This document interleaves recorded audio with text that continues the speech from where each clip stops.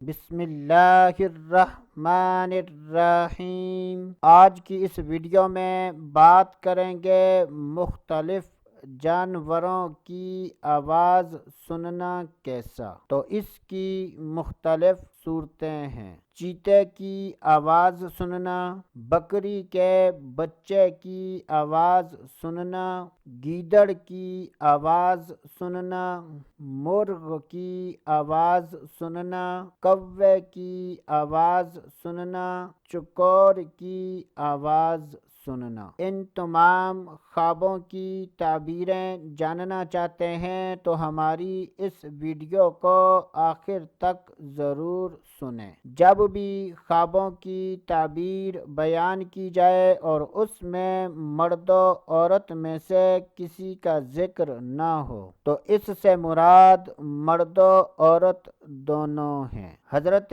سیدنا ابراہیم کرمانی رحمۃ اللہ تعالی علیہ نے ارشاد فرمایا کہ اگر کوئی خواب میں بکری کے بچے کی آواز سنتا ہے تو یہ اس بات کی دلیل ہے کہ ایسا آدمی خوشی اور نعمت پائے گا۔ اگر کوئی خواب میں چیتے کی آواز سنتا ہے تو یہ اس بات کی دلیل ہے کہ ایسا آدمی لڑائی جھگڑا کرے گا۔ اگر کوئی خواب میں مرغ کی آواز سنتا ہے تو یہ اس بات کی دلیل ہے کہ ایسا آدمی اچھی خبر پائے گا۔ اگر کوئی خواب میں چکور کی آواز سنتا ہے اور خواب دیکھنے والا مرد ہے تو وہ کسی نیک عورت کی خبر سنے گا۔ اگر کوئی خواب میں